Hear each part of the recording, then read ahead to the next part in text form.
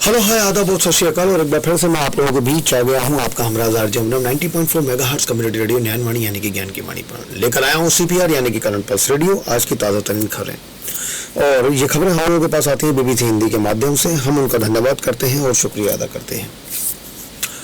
बात करेंगे आज हम सिनेमा के झरोकों से लापता लेडीज के ऑस्कर में नामांकन को लेकर की। लापता लेडीज के ऑस्कर में नामांकन को लेकर किस बात पर हो रहा है विवाद। फिल्म फेडरेशन ऑफ इंडिया ने इस साल आमिर खान प्रोडक्शन की करण राव निर्देशित लापता लेडीज को भारत की ओर से ऑस्कर में भेजने की घोषणा की है। इस घोषणा के साथ ही विवाद शुरू हो गया है। ऐसा कहा जा रहा है कि पायल कपड़िया की फिल्म और भी इमेजिन इज लाइट ज्यादा बेहतर होती। इस साल भारत में निर्मित विभिन्न भाषाओं की 29 फिल्मों पर विचार किया गया। इनमें काल की 2898 AD, Animal, Chandu Champion, Sam Bahadur, किट्टू कुल्ली, आर्टिकल 370 भी विचार के लिए आई थी। फिल्म फेडरेशन ऑफ इंडिया की 13 सदस्यों की निर्णायक मंडली ने परस्पर सहमति से करण राव की लापता लेडीज को भेजने की सिफारिश की। ये पिछले साल टोरंटो इंटरनेशनल फिल्म फेस्टिवल में प्रदर्शित की गई थी, लेकिन भारतीय दर्शकों के लिए ये इस साल 1 मार्च को सिनेमाघर में रिलीज हुई थी। उसके ठीक 8 हफ्तों के बाद ये फिल्म OTT प्लेटफॉर्म नेटफ्लिक्स पर आ गई। दावा किया जा रहा है कि नेटफ्लिक्स पर यह सबसे ज्यादा देखी जाने वाली फिल्म हो गई है। भारत की लापता लेडीज के साथ 52 देशों की फिल्में इस श्रेणी में भेजी गई हैं। ऑस्कर एंट्री के लिए लापता लेडीज के चुने जाने के बाद निर्देशक करण राव ने कहा, यह पहचान हमारी पूरी टीम के अथक कार्य का साक्ष्य है। टीम के समर्पण और पैशन से ये कहानी जीवंत हुई है। राव ने कहा है कि सिनेमा हमेशा से दिलों को जोड़ने, सीमा को तोड़ने और सार्थक विमर्श आरंभ करने का शक्तिशाली माध्यम रहा है। मुझे उम्मीद है ये फिल्म भारतीय दर्शकों की तरह ही पूरे संसार के दर्शकों को झंकृत करेगी। मैं आमिर खान प्रोडक्शन और जियो स्टूडियो के अविचल सहयोग और भरोसे के लिए उन्हें धन्यवाद देती हूँ। ये बड़ा सौभाग्य है कि मेरे साथ एक प्रतिभाशाली टीम थी जिसने इस कहानी को कहने की मेरी प्रतिबद्धता को शेयर किया। आमिर खान के अनुभव काम मिलेगा लाभ। लापता लेडीज के निर्माता आमिर खान हैं और उनके प्रोडक्शन की फिल्म लगान और तारे ज़मीं पर पहले इस श्रेणी के लिए भेजी जा चुकी है। इसलिए उम्मीद की जा रही है कि अपने पिछले अनुभवों का उपयोग करते हुए आमिर खान लापता लेडीज की ऑस्कर एंट्री को एक खास मुकाम तक पहुंचा सकेंगे। इस श्रेणी के लिए भेजी गई दुनिया भर की फिल्मों को परखने के लिए ऑस्कर की एक निर्णायक मंडली होती है। उनके संज्ञान में लाने के लिए भेजी गई फिल्मों के निर्माताओं को जबरदस्त प्रचार और अनेक प्रयोजनों की व्यवस्था करनी पड़ती है। इस अभियान में भारी रकम खर्च होती है। अगर चुनी गई फिल्म के पीछे कोई मजबूत निर्माता नहीं है तो देखा गया कि इस प्रचार और जरूरी खर्च के लिए धन उगाही का अभियान भी चलता है। प्रतिभाओं की ऊर्जा और मेधा खर्च होती है। 5-6 महीने का पूरा समय भी जाता है और उसके बाद फिल्म नामांकित भी ना हो पाए तो देश के दर्शकों और फिल्म प्रेमियों को काफ़ी निराशा होती है। ऑस्कर पुरस्कारों के जानकारों के मुताबिक फिल्म को परखने, सराहने और पुरस्कार के योग्य मानने का एक खास तरीका होता है।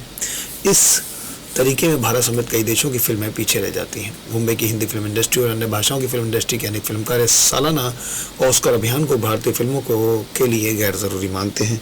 कुछ तो ये भी कहते हैं कि भारतीय फिल्मों की श्रेष्ठता के लिए ऑस्कर मोहर की क्या ज़रूरत है।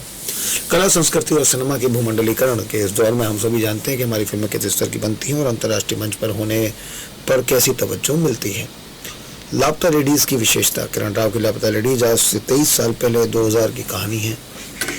करण राव ने किसी भी संभावित विवाद और आरोप से बचने के लिए निर्मल प्रदेश नामक काल्पनिक राज्य की कहानी चुनी है। ये उत्तर प्रदेश या मध्य प्रदेश नहीं है। फिर भी यह तय है कि पर्दे पर आया ये काल्पनिक प्रदेश संभवतः बिहार और पूर्वी उत्तर प्रदेश हिंदी भाषी प्रदेश ही है, जिसे राजनीतिक लेखों और अध्ययन में भी मारू प्रदेश तक कहा गया है। किरण राव ने इस निर्मल प्रदेश की सामाजिक धड़कन को पेश करते हुए समाज में सदियों से मौजूद पुरुष प्रधान सोच को उजागर किया है। फिल्म के लेखक और निर्देशक ने पैनी दृष्टि से समाज में व्याप्त लैंगिक भेदभाव और रूढ़िगत परंपराओं की एक मामूली कहानी को 2 महिलाओं के चरित्र के जरिए खूबसूरती से पेश किया है।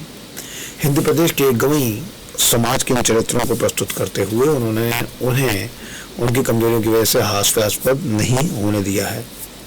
अच्छी बात है कि फिल्म में कोई नारेबाजी नहीं है और न ही आक्रामक स्त्रीवादी सोच का सहारा लिया गया है। लेकिन निर्देशक में परस्पर हिंदी समाज में महिलाओं की स्थिति और संभावनाओं को संवेदनशील तरीके से रोजमर्रा जिंदगी के मामूली प्रसंगों और घटनाओं से बना है। ये फिल्म समाज में लापता जिंदगी जी रही महिलाओं के चित्रण के बहाने विकास और विकसित भारत का दम बढ़ने वाली सत्तारूढ़ राजनीति की वास्तविकता जाहिर करती है। फिल्म की मूल कहानी के साथ टिप्पणियां, दृश्यों और कहकाओं में वर्तमान समय में मौजूद अनेक सामाजिक विसंगतियां भी प्रकट हुई हैं। लंबे समय बाद किसी हिंदी फिल्म में गांव देहात दिखाई पड़ा है। खेत खलिहान और गांव की पगडंडियों के साथ रोजमर्रा जिंदगी में उपयोगी साधन सुविधाओं का दर्शन हुआ है।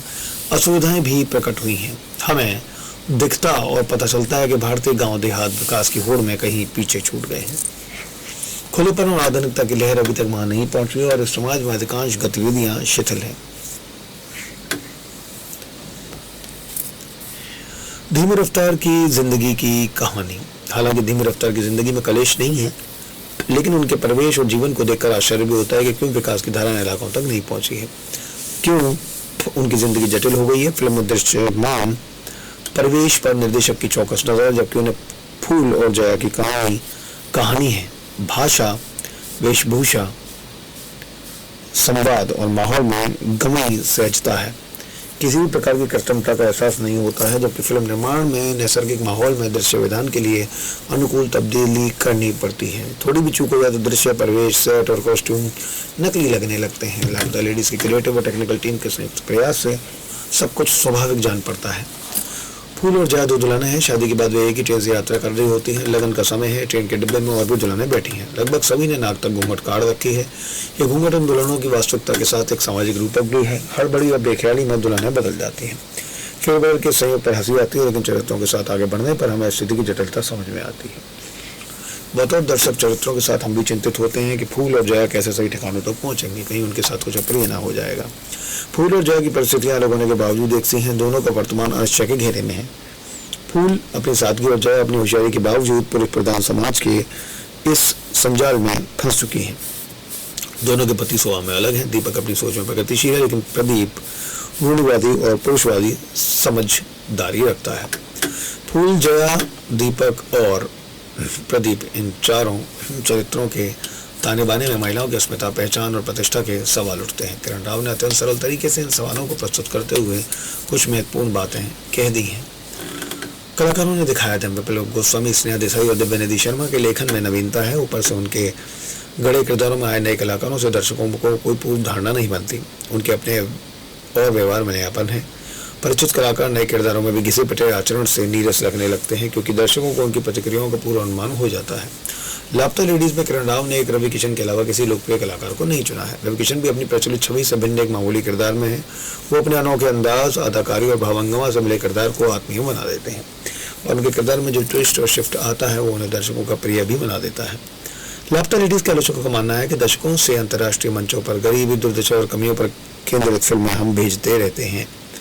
लापता लेडीज नई कोशिश है। बहुभाषीय भारतीय फिल्म इंडस्ट्री में हर साल फिल्मों के चुनाव को लेकर विवाद होता ही है। चूंकि film federation of India Mumbai में स्थित है, सबसे ज्यादा हिंदी फिल्में ही विचार के लिए आती हैं। निर्णायक मंडली में भी मुंबई फिल्म इंडस्ट्री के प्रतिनिधि रहते हैं, इसलिए ऐसा लगता है कि हिंदी फिल्में ही मोटे तौर पर चुनी जाती हैं। इस साल भी विचार के लिए आई 29 फिल्मों में से 14 हिंदी फिल्में ही रही हैं। सवाल तो निर्णायक मंडली के सदस्यों की योग्यता पर भी होते हैं। एक सुझाव भी आया था कि राष्ट्रीय फिल्म पुरस्कार से सम्मानित सर्वश्रेष्ठ फिल्म को ही ऑस्कर की एंट्री के लिए भेजा जाए। पिछले सालों में विचार के लिए भेजी जाने वाली फिल्मों के साथ जमा किए जाने वाले आवश्यक भारी शुल्क की भी आलोचना हुई है। अनेक फिल्मकार शिकायत करते हैं कि उन्हें फिल्म फेडरेशन ऑफ इंडिया की इस गतिविधि की जानकारी समय पर नहीं मिल पाती है। इसके अलावा अनेक निर्माता अपनी फिल्मों को विचार के लिए भेजते ही नहीं है। वहीं दूसरी तरफ समर्थ निर्माता अपनी साधारण फिल्मों की भी एंट्री कर देते हैं। ऑस्कर के सर्वश्रेष्ठ अंतर्राष्ट्रीय फिल्म की श्रेणी में भेजी जाने वाली फिल्में के साथ जिज्ञासा तो बनती ही है, और आखिर हमारी फिल्मों का प्रदर्शन कैसा रहा, छनकर आई कुछ खबरें और तस्वीरों से हम खुश होते रहते हैं। बहरहाल हर साल भारतीय फिल्म इंडस्ट्री में सितंबर से फरवरी के बीच ऑस्कर अभियान चलता रहता है। इस अभियान की सच्चाई से भी हम लोग वाकिफ हैं। 2001 में आमिर खान प्रोडक्शन के आशुतोष गौरी का निर्देशित फिल्म लगान नामांकन सूची तक पहुंच पाई थी। उसके पहले और बाद हर साल एक फिल्म भेजी जाती है, लेकिन अभी तक सिर्फ 3 बार भारतीय फिल्मों को नामांकन मिल पाया है। रिकॉर्ड के मुताबिक 1957 से हर साल भारतीय फिल्म इस श्रेणी के लिए भेजी जाती है, किंतु अभी तक सिर्फ मदर इंडिया, सलाम बॉम्बे और लगान ही नामांकन तक पहुंच पाई है। आगे क्या होगा ये पता चलेगा वक्त के साथ। तब तक के लिए बने रहिए हम लोगों के साथ 90.4 मेगाहर्ट्ज़ कम्युनिटी रेडियो ज्ञानवाणी पर। धन्यवाद।